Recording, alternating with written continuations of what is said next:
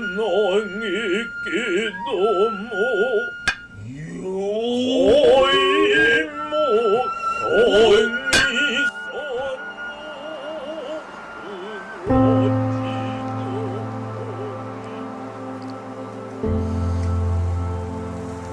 昔からあるんだと思いますね。九州全体でも能楽師さんはそれぞれの県にいらっしゃいますし、ですから実はあまり知られていない。大堀公園能楽堂という大変立派な能楽堂、能専門の、劇場があるんですね。でこれの存在も知らない人が結構、大堀公園は知ってるけど能楽堂を知らないっていう方も結構いらっしゃる。で能というものに私も親しみ始めてですね、これなかなか深い和歌との関係もありますし、それから日本の歴史との関係もありますし、それからその芸そのものとしても洗練されて、今の現代人の私が聞いてもやっぱり訴えてくるものがあるというようなことをもっと広く知っていただく方がいいだろうと。相原和彦と申します。能楽の笛をやっております。流儀としては森田流という笛の流儀でございまして、能の方では楽器が全部で4つの種類がございます。で私はその4つの種類のうちの1つの笛、横笛をやっております。家業でされてる？家業ですね。もう完全ないわゆる玄人としてやっております。はい。私たちのお稽古っていうのは師匠と弟子のマンツーマンでやることが多いので、そこで教わるんですけども、それ以外にも他の人がやっている舞台を見て覚えたり、聞いて覚えたりとか、そういうことをしておりましてね、大体若い時にほとんどのお稽古を済ませてしまいます。20代ぐらいまででもう大概のお稽古を大体終わらして、あとはもう自分の努力ですね。それはあとはもう感性とかいろんなもので、いろんな今まで覚えたものをいわゆる研ぎ澄ますみたいな形でしょうかね。私鼓、大きい鼓、大鼓と言います。流儀は高安流という流儀の大鼓をやっております。白坂信之と申します。皆さん鼓というと肩に担いでポンポンという音ですね。あれちっちゃい方なんです。小鼓と言いますね。もう一つちょっと一回り大きいここに全部ばらしてあるんですけども、大きい鼓ですね。祖父がですね、私の場合は祖父が、やってまして、それで10歳ぐらいからちょっと稽古を受けるようになって、はい。私の場合はですね、その祖父の長男になる私から言うとおじになるんですけども、やはり大鼓をやって、で東京に九州からですね出て行って、もう最終的にはこの間亡くなったんですけど人間国宝になりまして、で私は九州でその祖父の下で高校を出るまで祖父の家から高校も通ってですねさせていただいて、高校出たら東京に行って師匠としか言えないんですけど、師匠のところで修行させていただいて、で一応なんとなく形になったぐらいのところで、九州に帰ってきまして、でそれから行ったり来たり稽古もまだ受けながら私は九州でやっているという。これが湿気を嫌うやつなんです。大鼓が2時間ぐらいですね、本当は炭火で皮を乾燥させるんです。直前に一応締め上げるという。1万円返してもらって、6000円でいいですか？じゃあ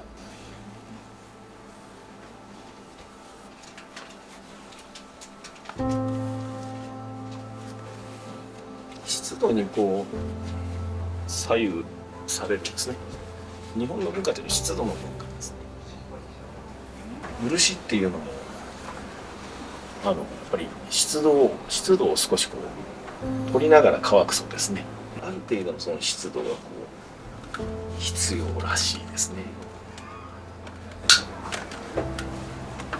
小鼓小さい方は湿度を好むんです。ある程度ないとダメなんですね。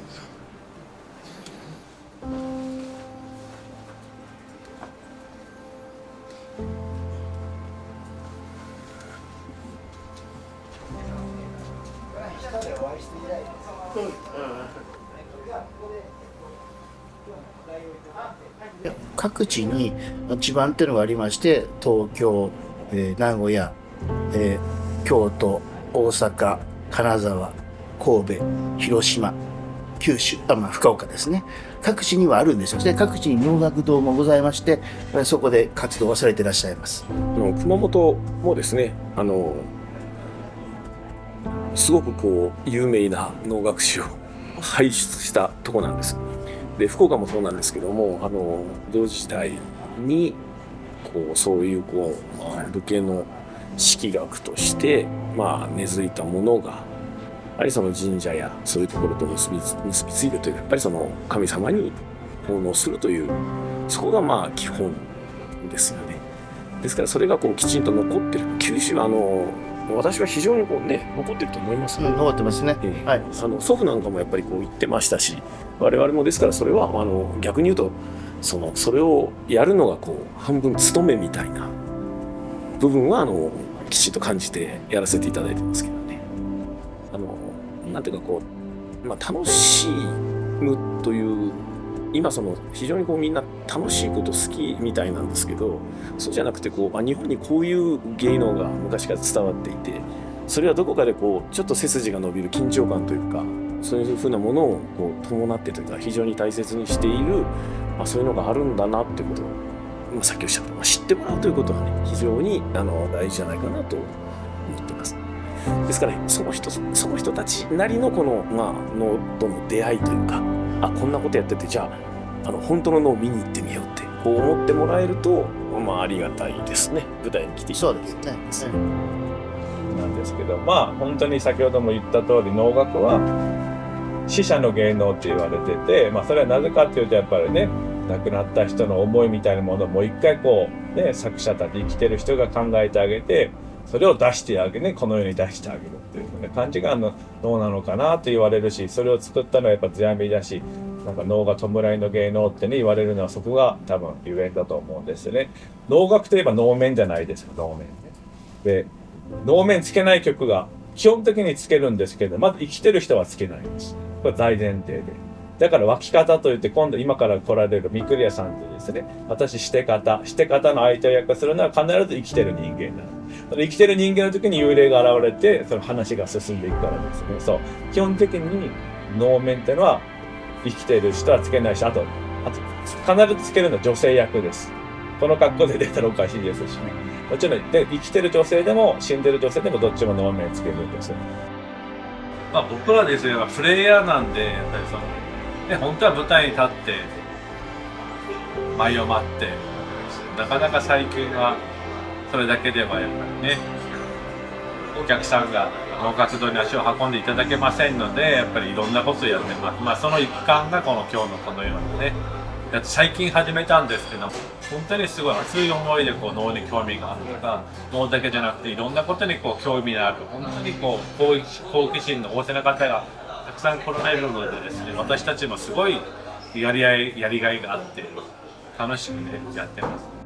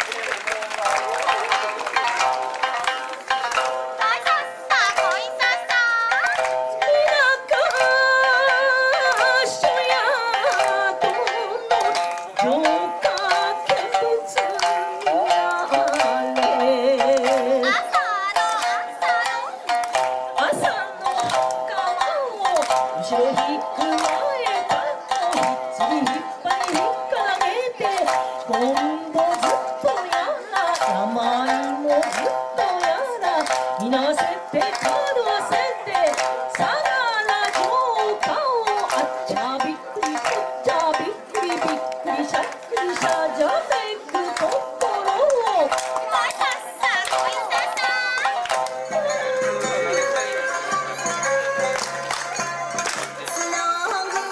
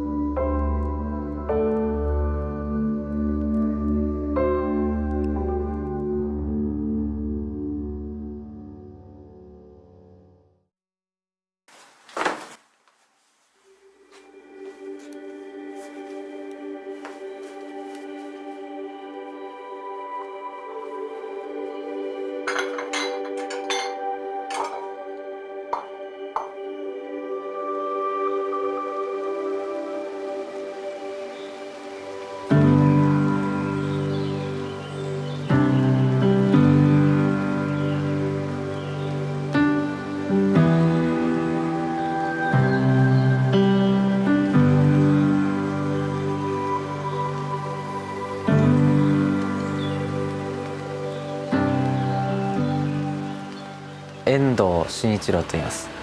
熊本県の多良木町の月木というところで、イタリアンレストランをしてます。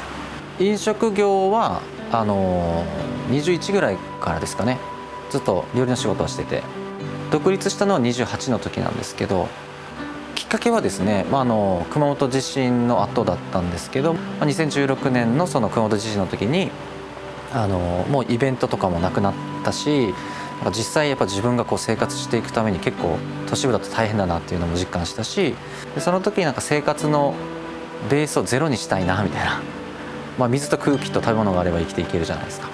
だからなんか今だなと思ってそれでなんか思い立った感じですかね。自分で本当にやりたいことって何なのかなっていうのをこう書いていったんですよ。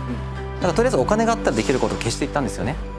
そしたらなんかその時に2つだけ消せないのがあって、それが自給自足っていうのと幸せな生活っていうのがなんか残って、生活のベースはゼロにして、それでもっと必要なものがあればそういうこう社会の中に入ってお金を稼いだりとか、なんかそういうこう生活をとにかくゼロベースにしたいなっていうところで、なんかそういう考えが出て、そういう場所があるのかなって思って、山なのかなみたいな感じの考えに行き着いたって感じですね。この辺は僕が越してきた時は100人いるかいないかぐらいだったんですけども、多分70人とかそのぐらいかなと、思います。うちの住んでいる家を貸してくれた大家さんがいろいろこう夜飲んだりとかしてる時に、今持ってるその空き家があるけど、なんかそこ改装して、お店とかなんか民泊とかなんかしたらどうかっていうところで改装してくださって、でそれから自分で色塗ったりとかいろいろしながら、それでなんかお店をすることになったっていう感じですよね。この集落にまず飲食店がないので、村の人たちもなんかできるみたいな感じで、もともとのそのここにある文化を壊さずに、そこでなんか共存していけて、そこにこう人が来るみたいな、外から人が来るみたいなのをなんかイメージして、なので野菜とかも地元で採れた、近所の方が作ってくれたやつとか自分が作ったやつとかを使ったり、あと山菜とか果物とかですね、あとイノシシとかシカとかジビエも使ったお店をしたいなと思って、完全予約制の店にしようかなと思って始めたんですね。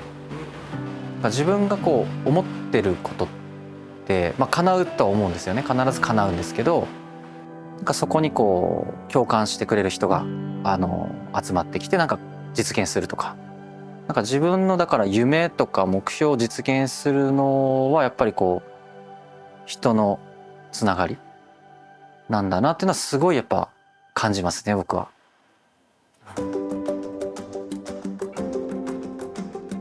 100年ボンドの泉さんという方は自立訓練の事業所を新しく立ち上げられてて、そこが空き家を2箇所隣同士なんですけど、そこを買われて、一軒はその自立訓練の場所に改装されて、もう一軒は、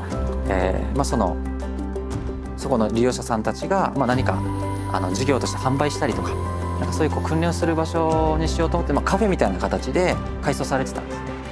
でちょうどなんかそこで誰かもしやりたい方がいればっていうことで思ってたらしくて、そことちょうどなんかタイミング的にあって、で見に行ってお話をいろいろしてたら、イメージと違ったんですけど、なんか自分がこの先やろうって思ってたところとかお話してたらどんどん楽しくなってきちゃってでもうここでちょっとやらせてもらいますっていう感じで、そのお店で働いてくれるスタッフもその自立訓練の利用者さんをスタッフとして雇うんですけど、そういう方たちをこう応援してもらうような何かこう発信の仕方とか、なんかその方たちも今から2年間という期間を終えて自立していかなくちゃいけないんですけど、社会にまた戻っていかなくちゃいけないんですけど、やっぱ何か心に問題を抱えたりとか悩みがあってそこに来られているので、そのいる期間に、社会に対する安心感とか、だから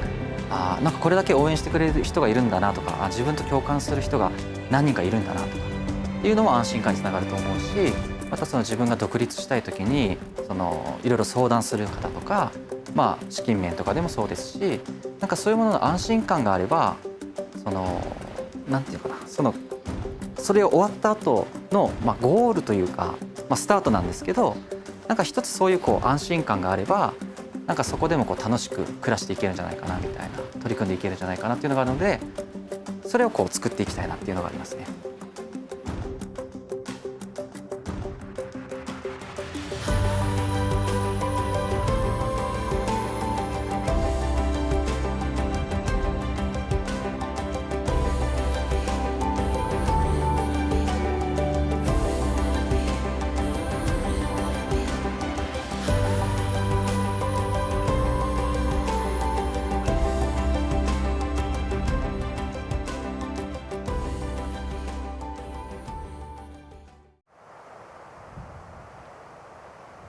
うわ、マジか。これは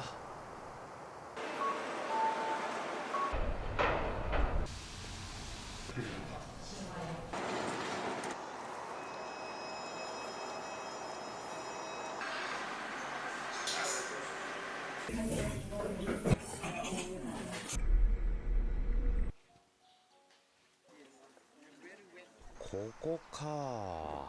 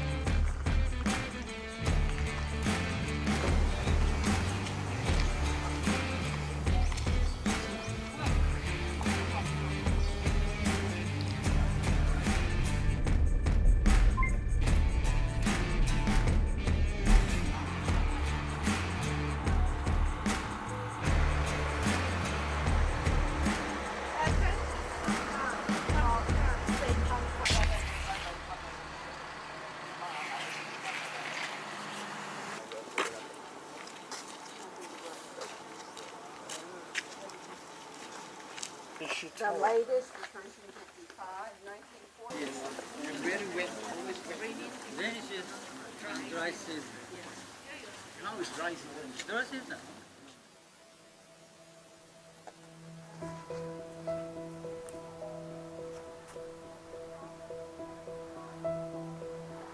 が落ちてるってこと？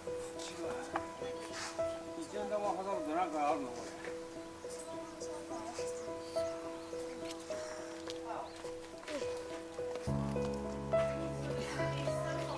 暑いなここ。暑い。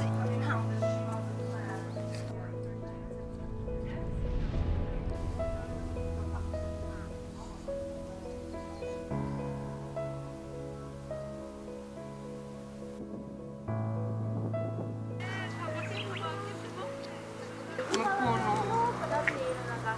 お分かりいただけると思います。そうなんですよ。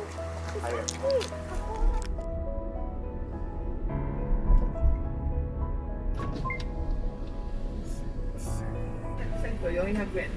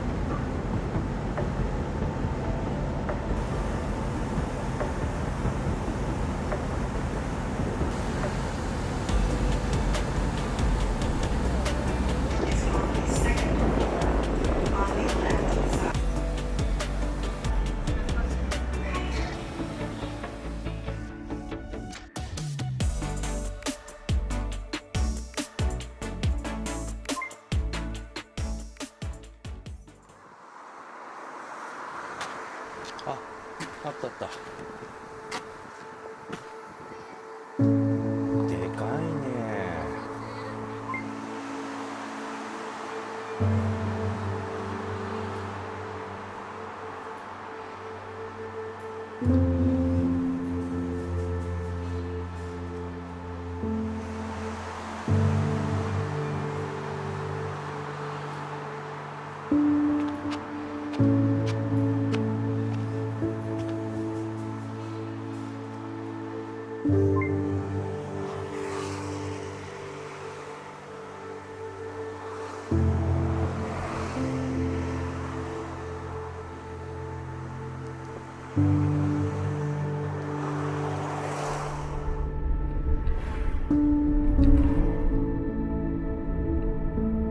目的地は左側です。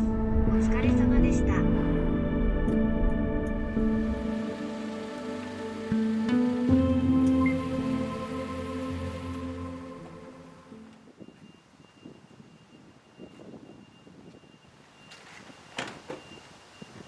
よし。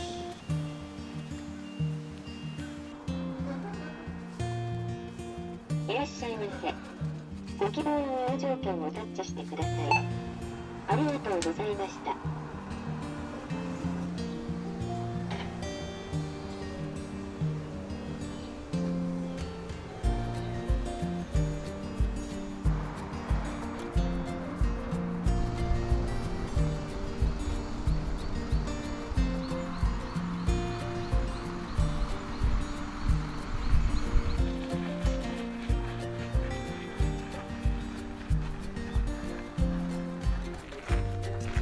あ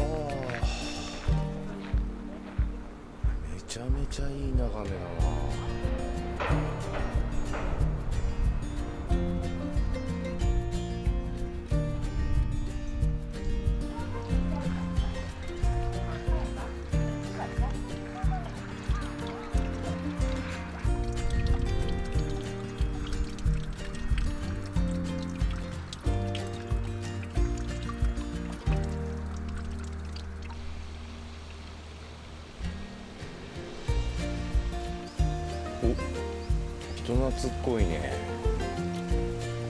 仲いいじゃ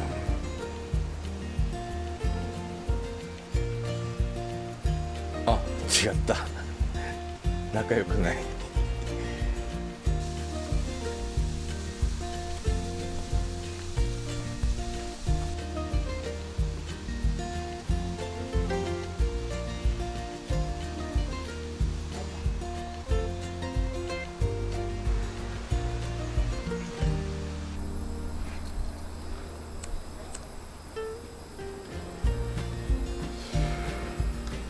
いやー、島津のお殿様ってすごかったんだな。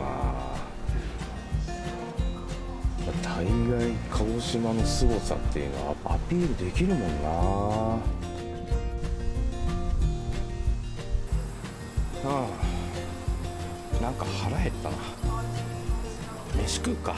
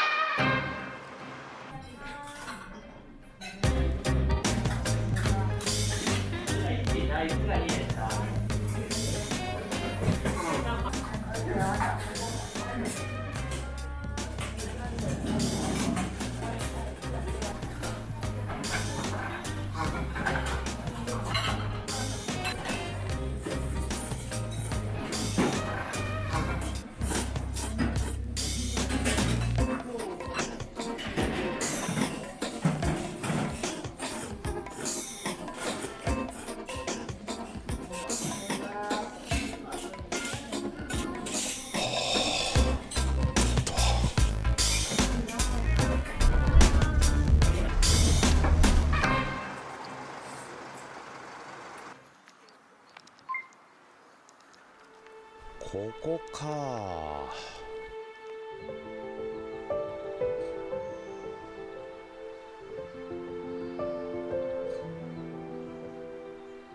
薩摩藩はイギリス軍の技術力をここで見たんだ。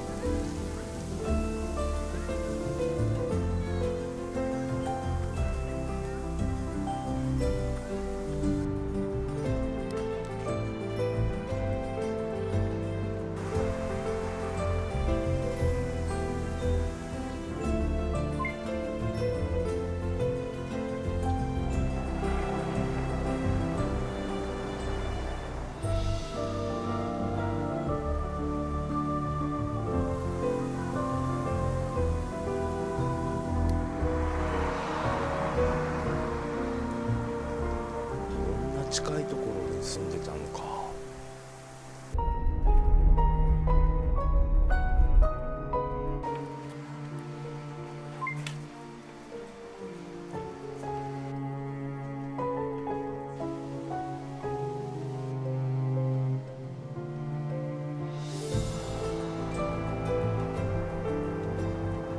うわ、マジか。これは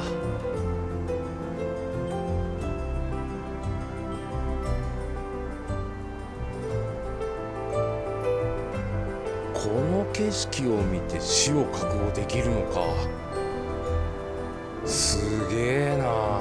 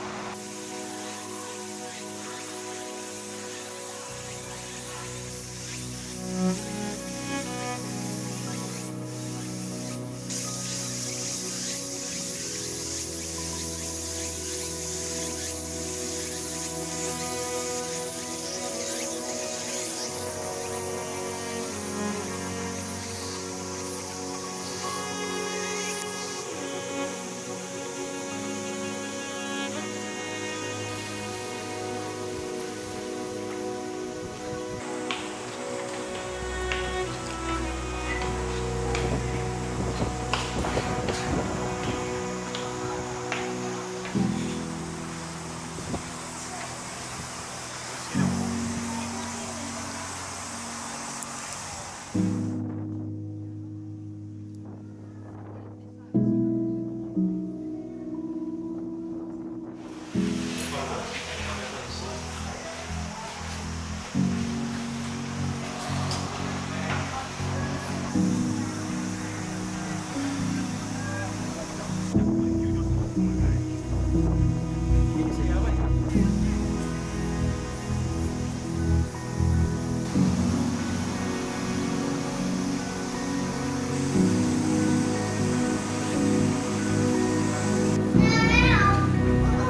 べやべ。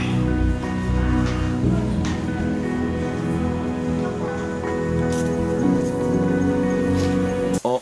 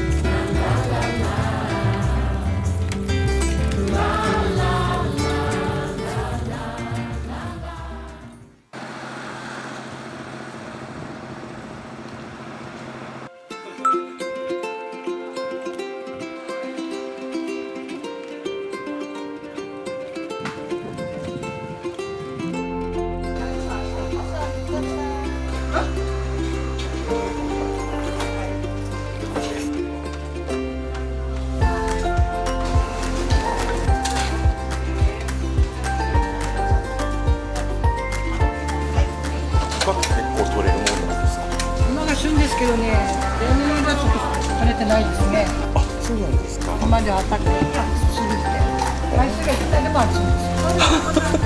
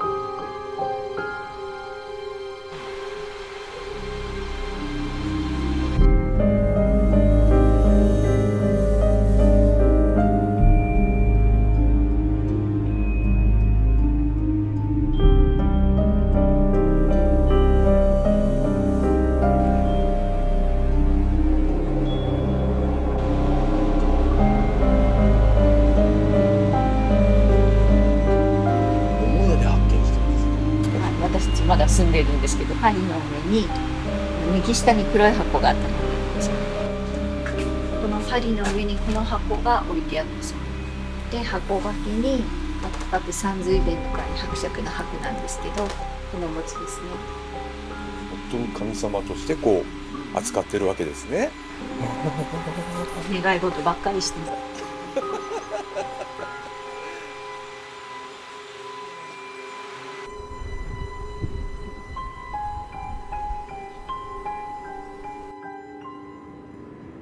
およそ300メートル先、目的地は右側です。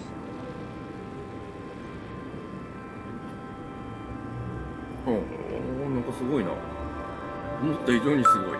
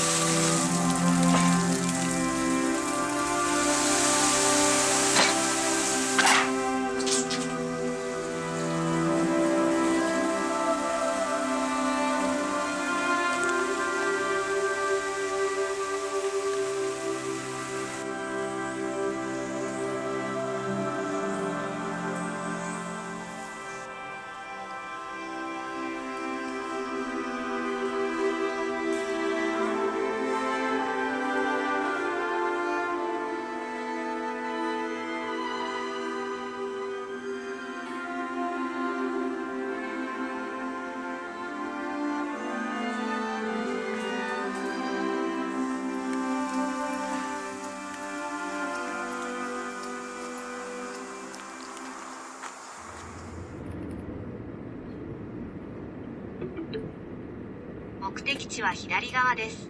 お疲れ様でした。ほう。こんな感じなの。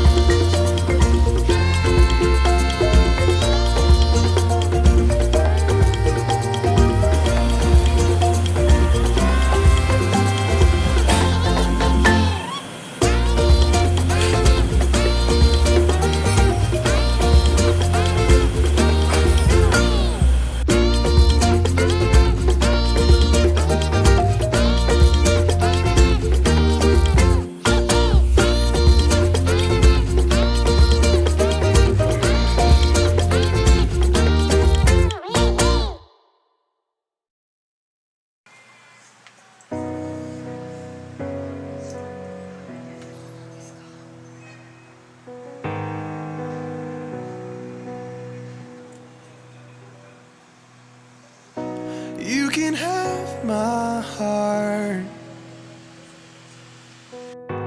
You can have my soul.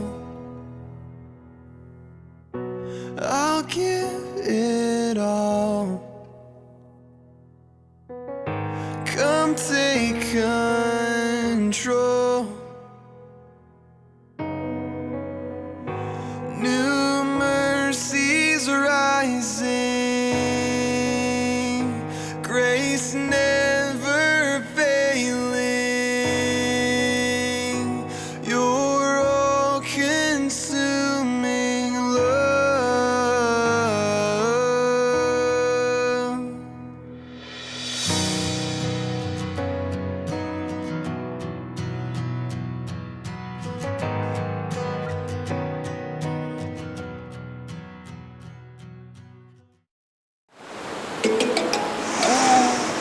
すごいな。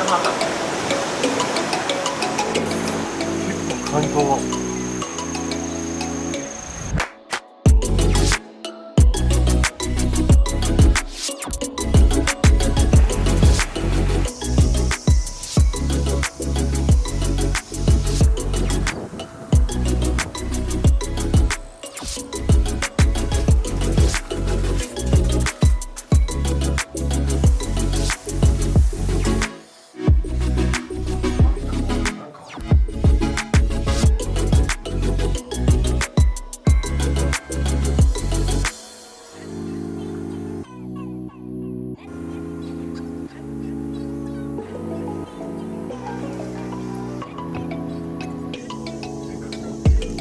そうなんですよ。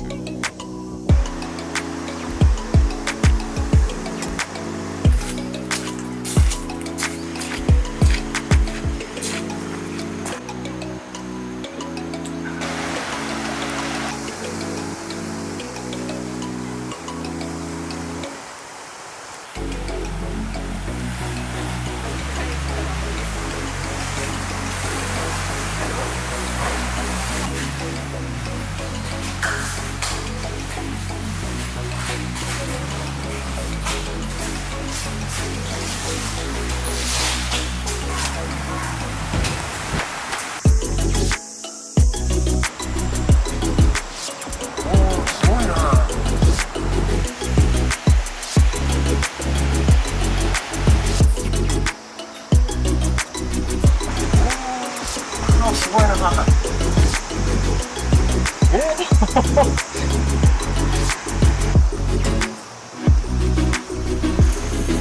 結構感動。エンゾウ豆の花。だってほら、エンゾウ豆ついてんじゃん。あ、本当だ。結構感動したかもしれないです。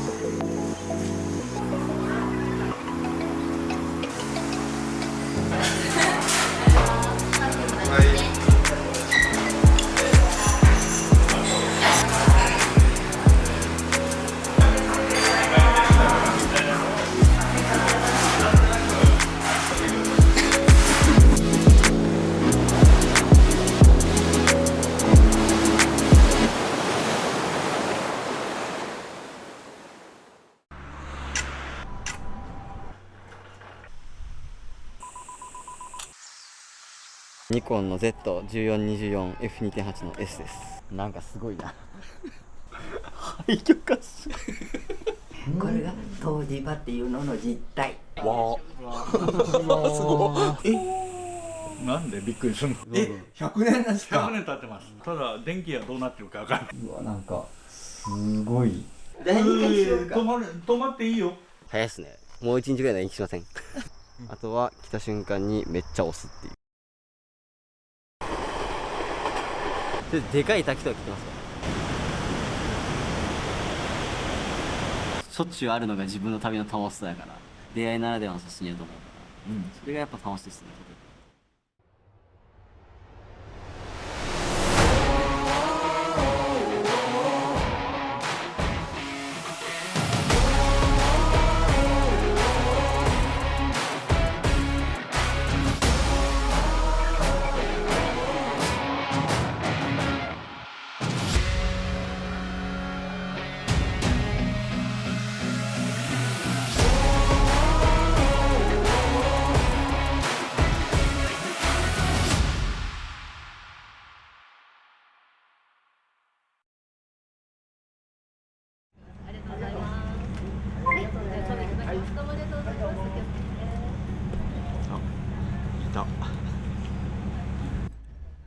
こんにちは。こんにちは。お久しぶりです。元気でしたか？元気でしたね。相変わらず全国各地飛び回って駆け回ってました。和歌山から用事があって徳島に、フォロワーさんからガンプさんが明日徳島に来るよって言われて、たらなんだかんだで四国一周90日間ほぼ、密着撮影を。本当に？でその後ガンプさんの映画の公開に合わせて沖縄の上映会前の撮影をずっとやって。鹿児島は？鹿児島は、車の輸送のお手伝いというか。車運転できたの？運転できました。ダメだよ、中学生が運転したら。毎回最近中学生キャラが定着してるんですよね。今回鹿児島に来たからっていうことで、ラチと思ってたんだけど、車だっていうこと全く予定が変わっちゃったんだけど、久しぶりの合宿です。はい。ほぼ1年ぶりですね。そうだからね、たくさん今、視聴者登録さんもいるんで、最近の中村紫音をちょっとこう追っていこうかなと思いますんで、よろしくお願いします。よろしくお願いします。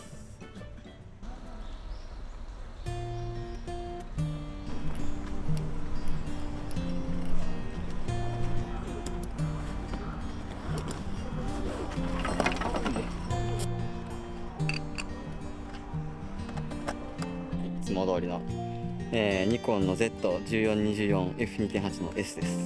で F は、6.3 まで絞って、奥までピントが合うように。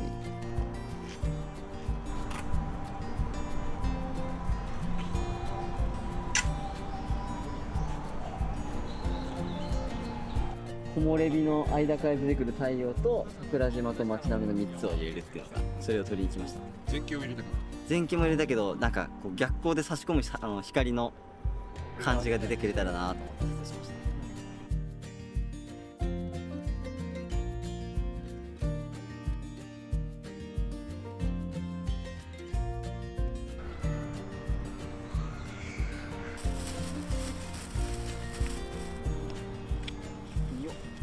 普通の鶏刺しと皮の刺身と皮のタレです。鹿児島でしか美味しい鶏刺しが食えないので、その辺の精肉屋さんっていう一番新鮮なのがありそうなところにわざわざ行ってきました。冷凍だったらね、宮崎とか、熊本でもギリギリ冷凍でやつにあるんですけど、ちゃんとやっぱその日にさばいたうちのやつは鹿児島じゃないと美味しいの食えないんで。安かったね。めちゃめちゃ安かったね。びっくりした。なんなら追加1パックして1100円ですからね。これで700円ぐらいですよね。いただきまーす。うまっ、美味しい。しかもあなた、最後高森誕生の地ではい、美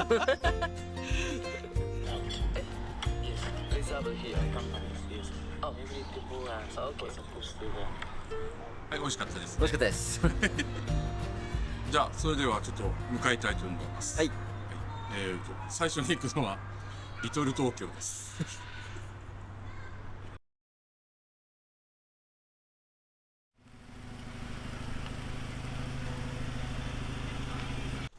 なんかすごいな。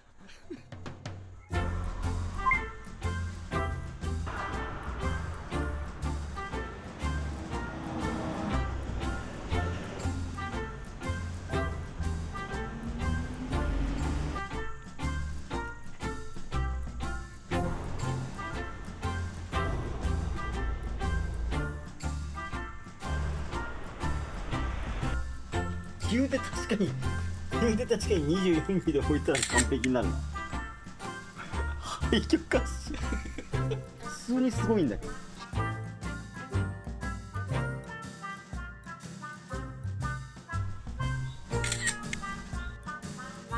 それなりに完成度高い気がするんだよな。あ、いいね。すごいコラボだな。反応してるよ。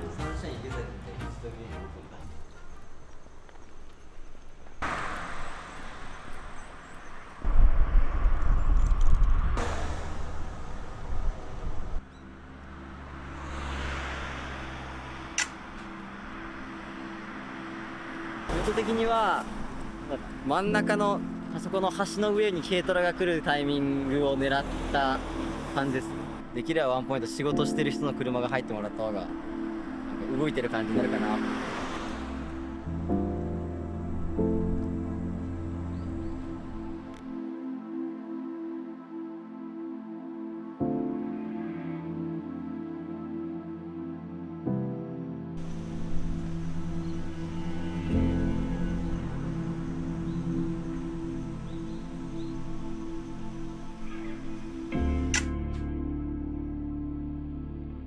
あ、2匹いるんだ。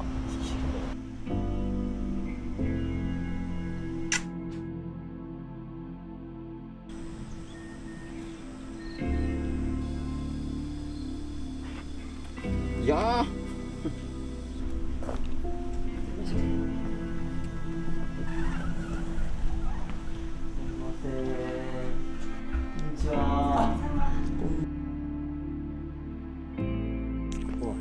湯治場って言って自分でご飯を炊いて、もう2週間とか3週間とか泊まってご飯を炊いて食べるスタイルのところなの。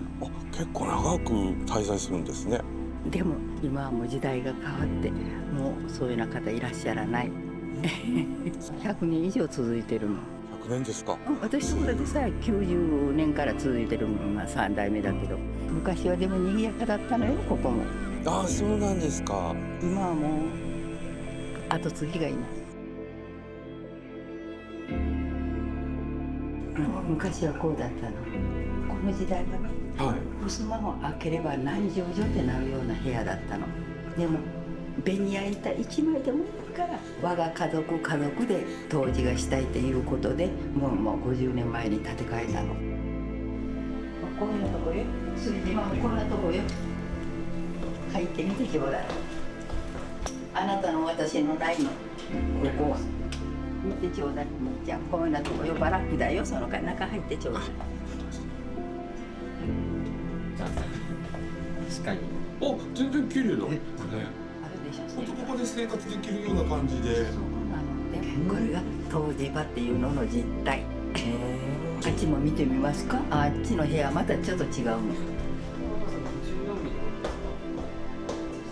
お、なんかちょっと雰囲気がいい感じですね。またここもね、昔はねここも芸者さんがおったりね、あっちにもこっちにもで住み込みだったの。よ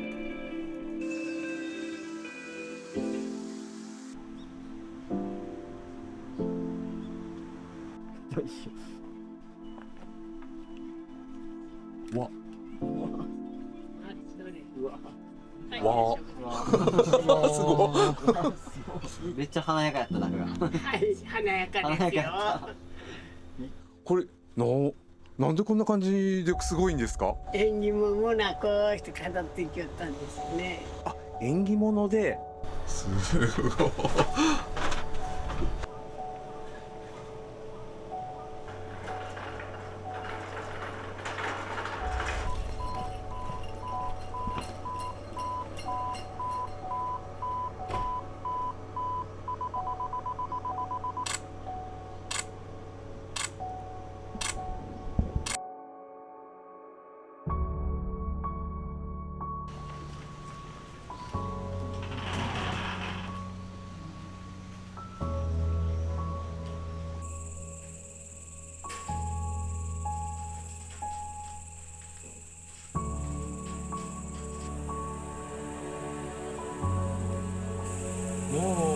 昔から俺は知ってるからもうみんな俺のちっちゃい頃、みんな道路にとったら俺はまだ子供なの。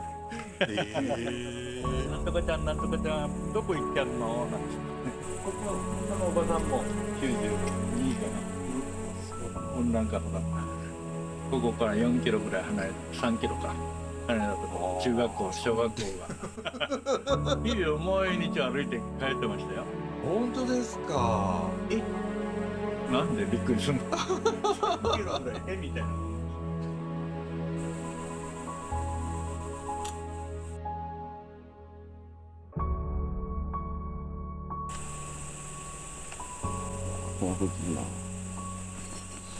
俺も何十年ぶりだからここに住んだのは。あ、そうなんですか。50数年ぶりにここに帰ってきて。一人で入って。マジじゃないですか。52度。暑いな。面白いな。こんなことなるとはね。なんかちょっと面白いことがあってね。屋号とかあったんですよね。松屋ですここの。松屋。焼酎梅の松屋。建て直す。これもう100年だよ。これを。100年ですか。100年経ってます。2階にも行ってみます。ただ電気がどうなってるかわかんない。なるほど。いいよ。ここに泊まっても。朝エボしますか。うわ、この氷から見るのがすごい絵になる。氷から見るのがなんかすごいこの感じすごく好きだな。所狭しと部屋があるんですね。ここでもう一回第2回しようか。泊まっていいよ。ここの部屋もあるし。第2回をやろう。ありがとうございます。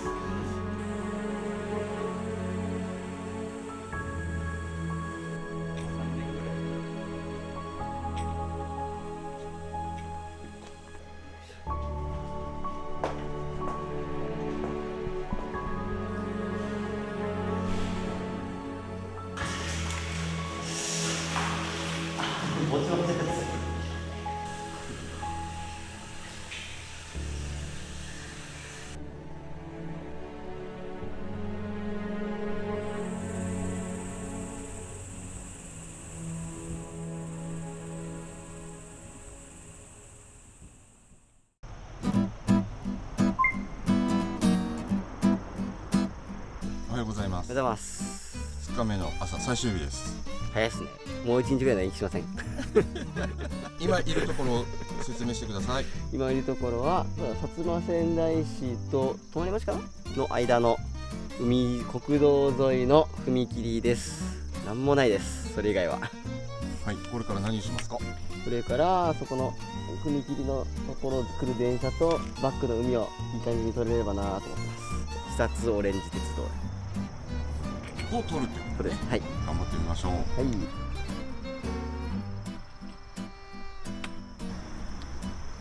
レンズの変更あるの？レンズはそのまま2470の70側でこうかなと思ってますが、どうだろうな。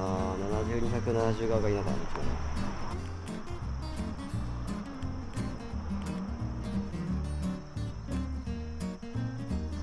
4000で切ったら多分切れると思うんですけどね。AFS としてピントをレールに合わせてみて、このレールにピントが合っとれば電車には絶対ピントが合うはずなんで 5.6 枚絞ってるんで、あとは来た瞬間にめっちゃ押すっていう。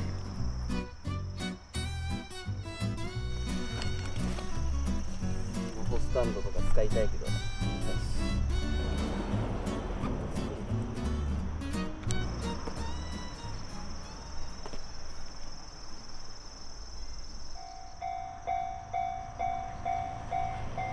何秒後に来るんだろうね、これね。いきなり飛び出てきますからね。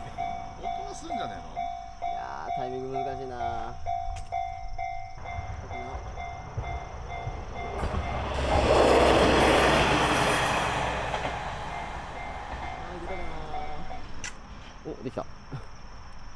ちゃんと飛び出し1個前から体が反応したやったーやったーちゃんと鹿児島国体映ってる宇治海と一緒に綺麗に撮れましたね。さあ、じゃあ次のポイント。よし、じゃあ次参りましょう。次のポイント探しますか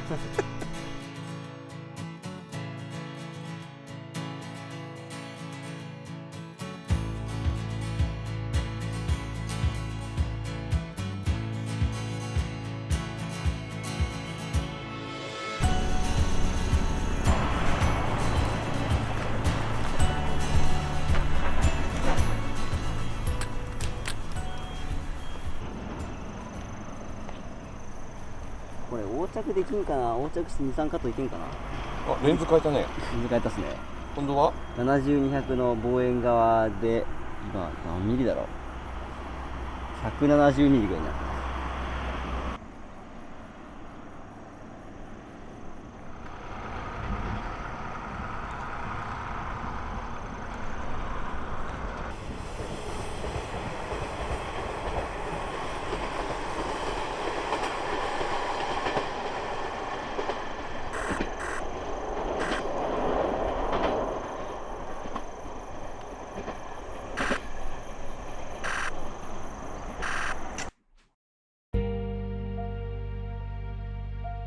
あの連なりが木ですよね。こんだけなってると。こう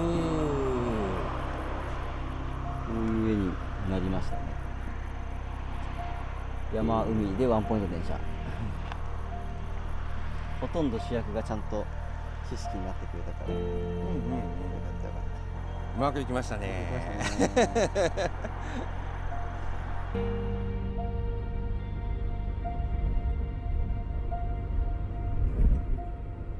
お疲れ様です。そうです。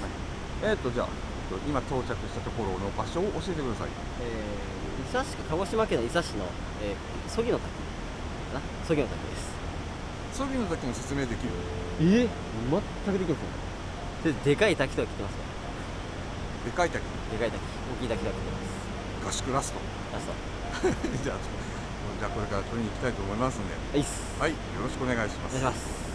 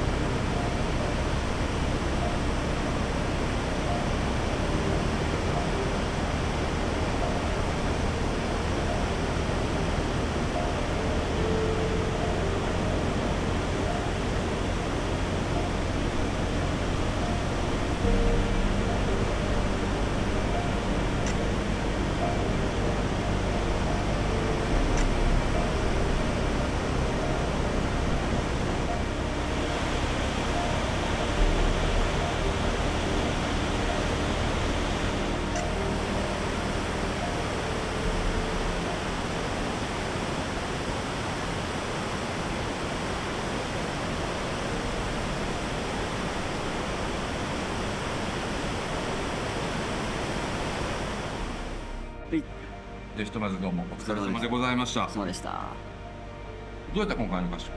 楽しかったですね。鹿児島でうろうろしながら、やっぱちゃんと旅らしいのが撮れたから楽しかった。いつもっぽい一人でうろうろしてる時っぽい写真でしたね。何か所か回ってさ、で本当いろいろなとこ写真撮ってもらって、そういうちょっと密着したりしたんだけど、今回まずちょっと印象に残った写真ってちょっと紹介してくれる？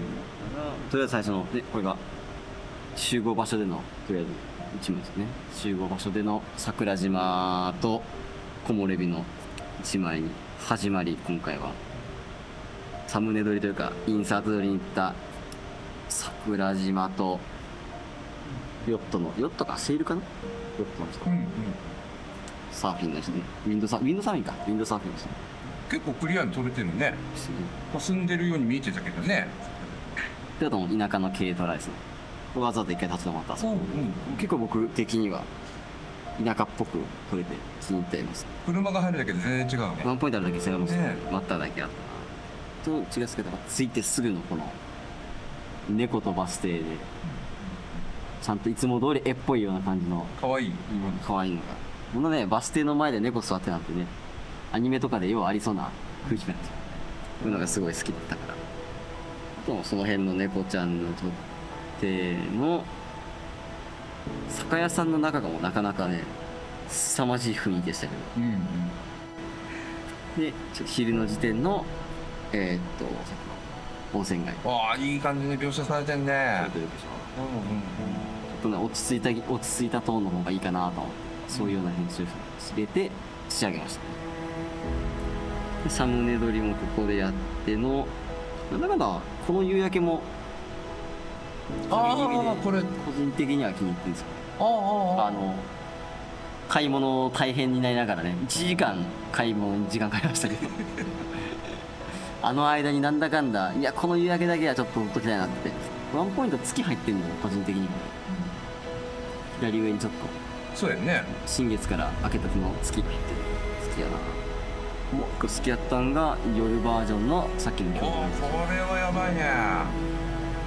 なんか怪しい感じの超人の風景で、ここで出会ったおっちゃんと一緒に連れて行ってもらった温泉宿の2階からの景色は今回多分僕の中のベストかなって。本当にも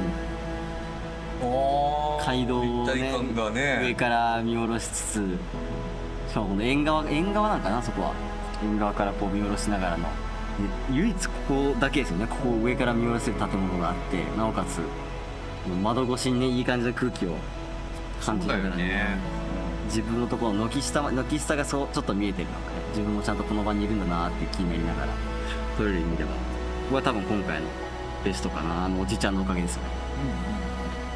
もう上の中の風景とかもね、本当にいいような撮ってたね。そうできたね。この辺ちょっとまだ編集を途中のこの辺りを含めていいような感じの空気がしてたから、だから全体的に街並みがオレンジやったのが結構印象的やった。暖かい感じですね。ですね。で一応朝からも撮ったけど、朝からもまあやっぱ夜の方が空気感はもう朝昼夜これでも一応出来上がったんで、と一発目の今日一発目はその鹿児島ホテルのちゃんと海バックにしていい感じだね。いい感じで電車と風景で今回一番好きだったのは多分この辺かな。やっぱオレンジ鉄道ともう連なる山々と逆光のキラキラしてます。逆光のキラキラの海がやっぱすごい好きだった。めっちゃ探したもんね。探したっすね一直線でワンポイント電車入ってるだけでやっぱ変わるなぁと思って、山がね結構奥まで3段4段連なってるのが面白いな。ここはやっぱ防衛の出番でした。昨日今日と本日も割といいですね。今回晴れ晴れでしたね。とさっきの滝かな。昨日のやつもまだこんな感じになってるけど、岩はもう一枚に全部滝っつっててこう、収まりきれんぐらい滝を金牛に突っ込んで、ワンポイントだけ松の木1本入れようかな。全部収めちゃったらちょっと窮屈な感じでスケール感が湧かなかった。1本だけ松の木入れて対比が出るかな。なるほどなるほど。松の木と比べてこんだけ落差と広さがあるんですよって分かってくれるかなと思って今回撮りました。ちょうどレンズ3本全部使いましたしね。今回はあまり今までの旅の中ではあんまり行ったことのない場所っていう。宿場町自体にあんまやっぱ撮りに行きはするけど夜泊まる時が全然ないので、そういう意味ではやっぱ良かったし、そこの現地のおじちゃんとの出会いもまた面白かったし、あれがやっぱしょっちゅうあるのが自分の旅の楽しさやから、予想でね一発で来てこれ撮れるかっていうと、いや僕じゃないと撮れないですねっていうのがやっぱ旅ならではの写真で、出会いならではの写真やと思うから、それがやっぱ楽しいですね。これから今度は高知に向かって運んでいくわけやね。高知は何が待ってる？高知は某人力車の化け物の映画ですねあ、それはね、あれのお手伝いで。じゃあ気をつけて行ってきてください。ありがとうございます。はい、どうもお疲れ様でございました。ありがとうございました。tallest sound, the damn smallest crowd, but their hearts break loud. Far from ever feeling lost with me, I'll push you back towards the land and sea. They're going down for love, and love is free. Stick with me and I will guarantee you're never lost among the crowd with me. Never lost among the crowd with me. Everywhere you go I'll be. Anywhere you go I'll see. You're never lost among the crowd with me.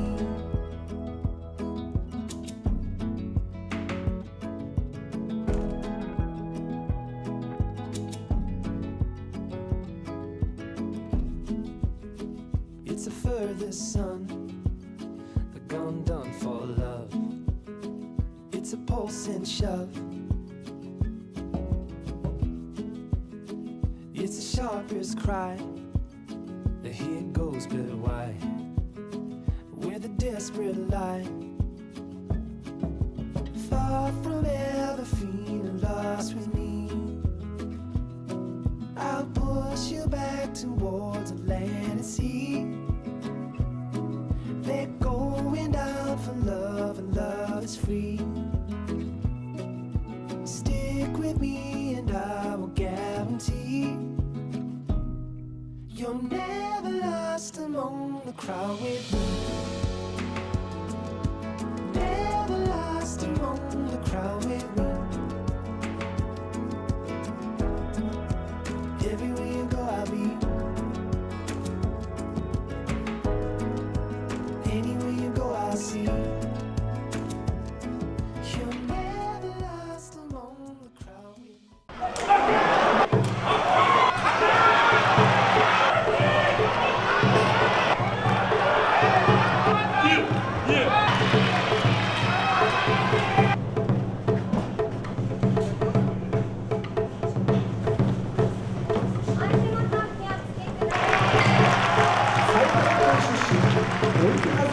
大入り袋200枚限定発売。見てください。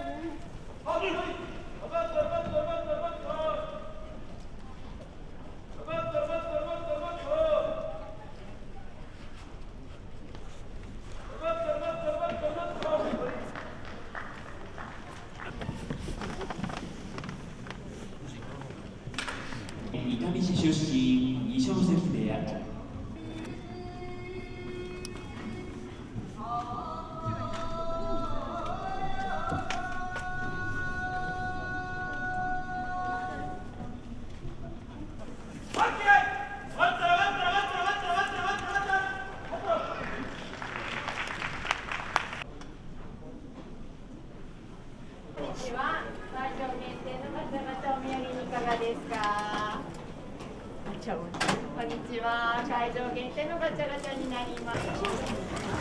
一回中入ろうか。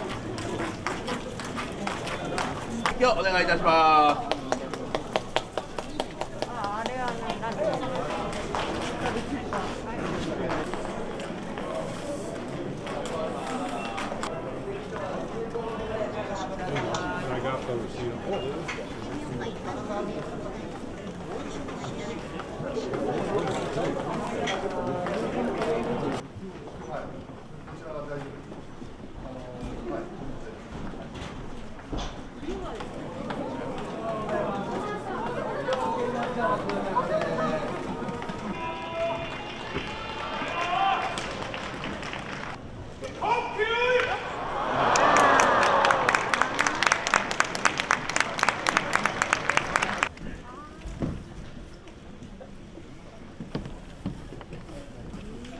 重量の競技に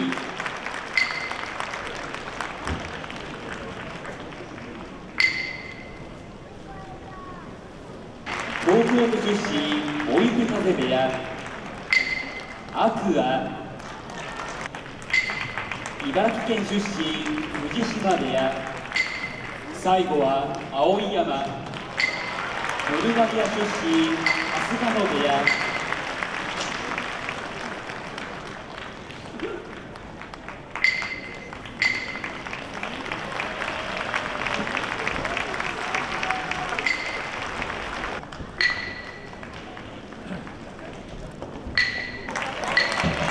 鹿児島県出身離れ熊部屋、最後は琴勝峰、千葉県出身佐渡ヶ嶽部屋。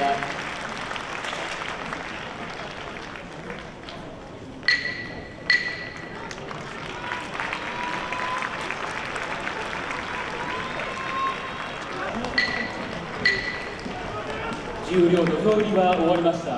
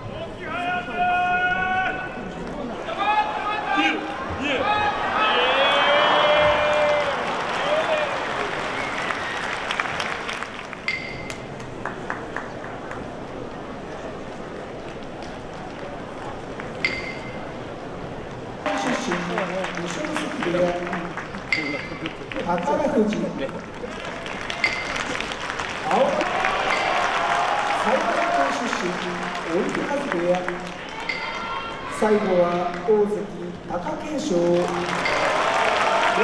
出身六浦部屋。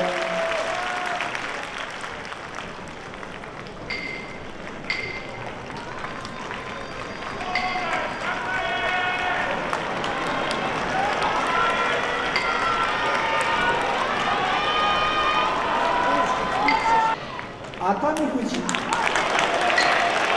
関脇若元春、福島県出身荒汐部屋。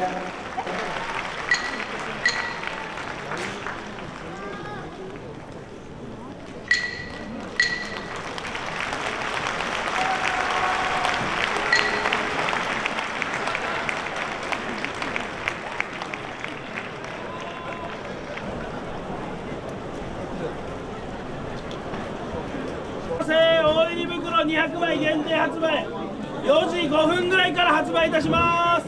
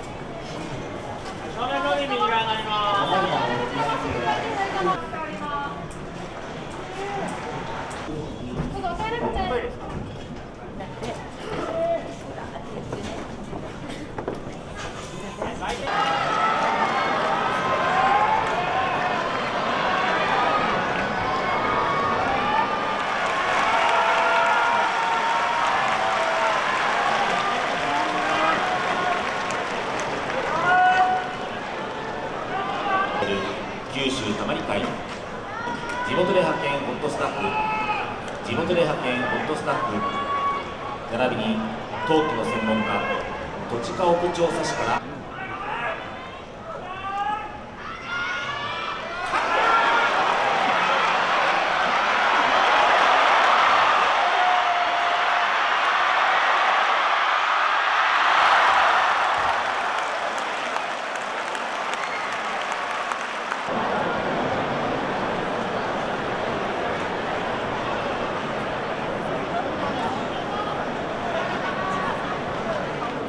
協議した結果、若元春の2人のが先に落ちとり、両軍の承諾しています。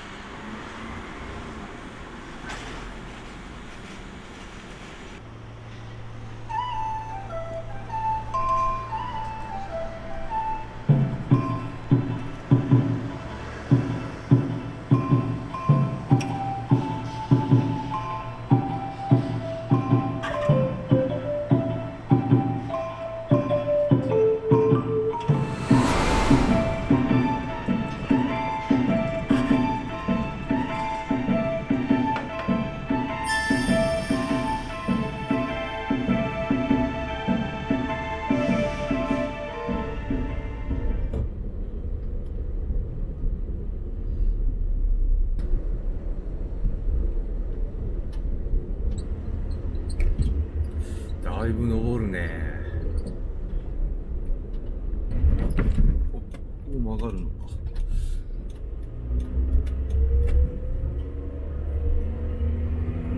まだ登るね。すげえ。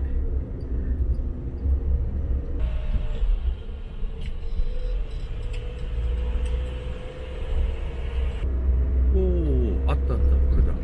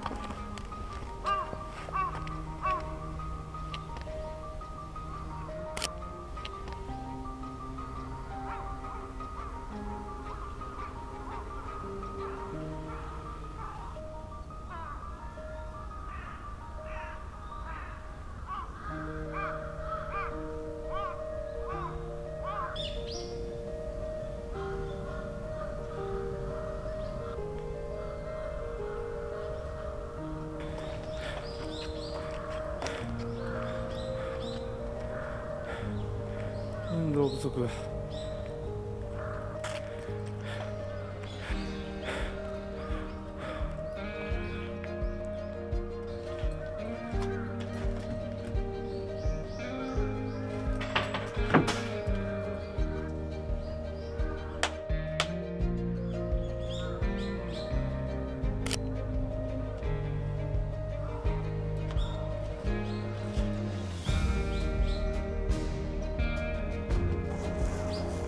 うわぁ、海がダだ。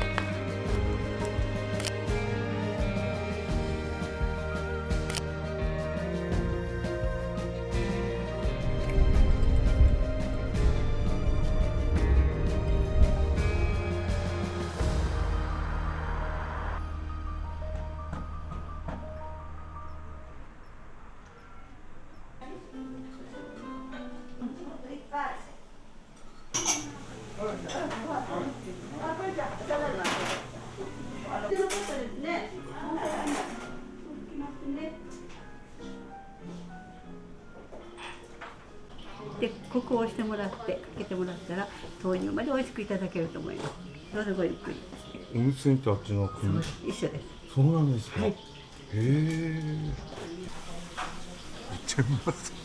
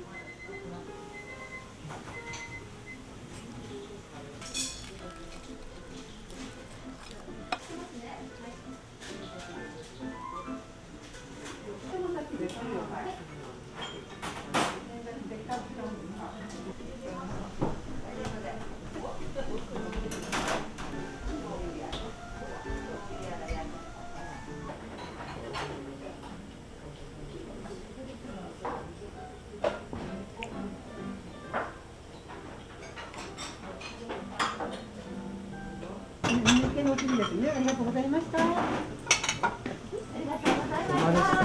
ごめんなさい。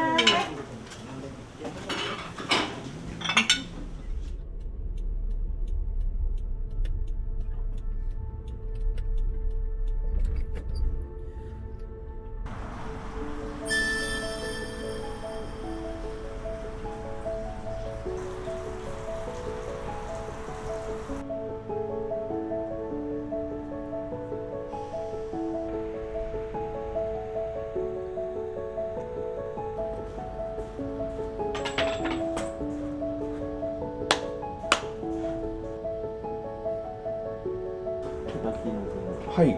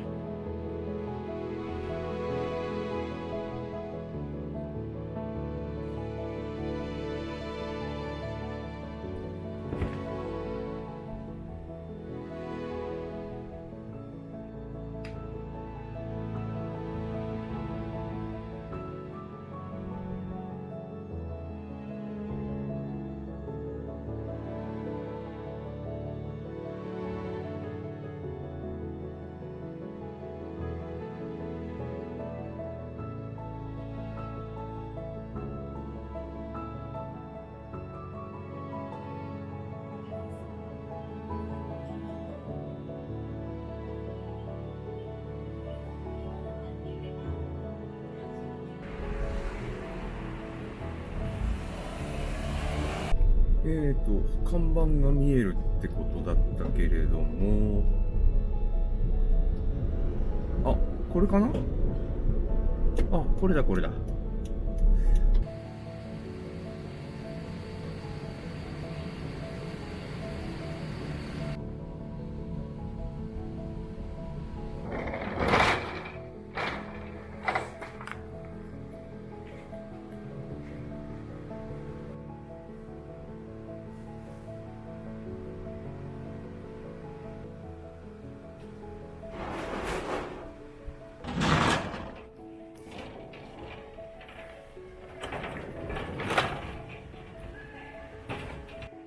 いやー、止まった。いいお湯でした。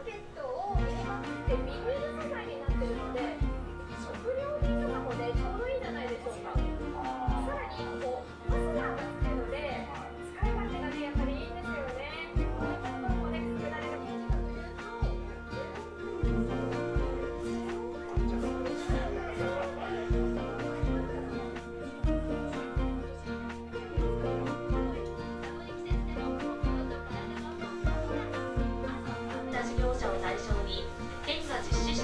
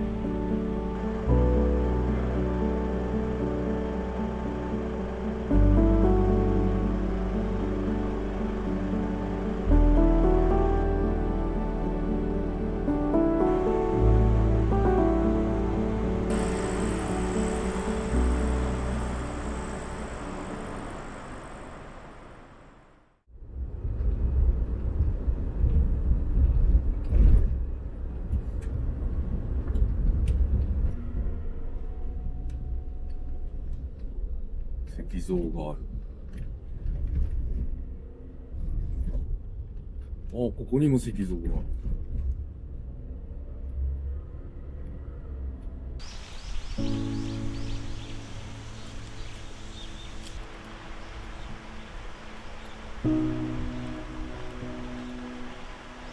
これは雰囲気いいね。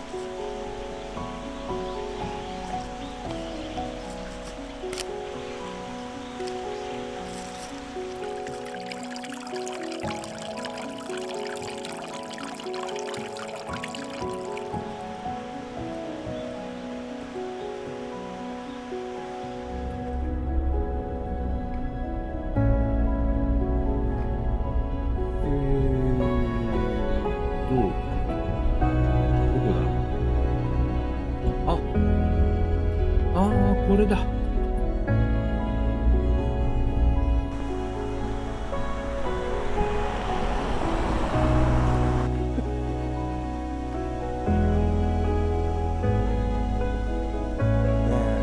いつが難しいな。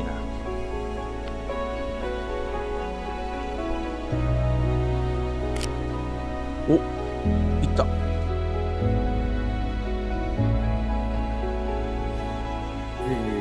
そろそろ見えてくるはずなんだけど、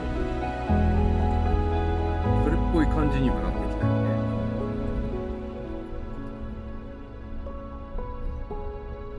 あ、これだ。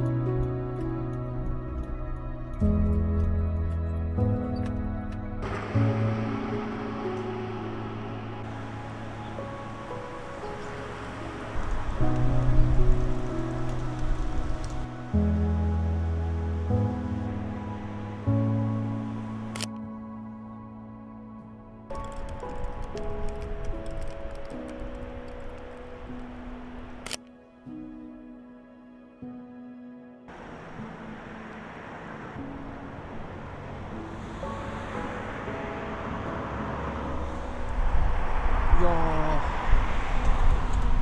ー、これはトトロの森だな。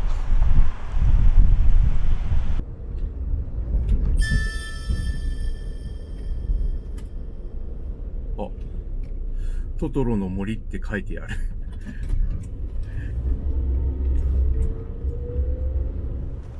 うわー、これはちょっと大変だな。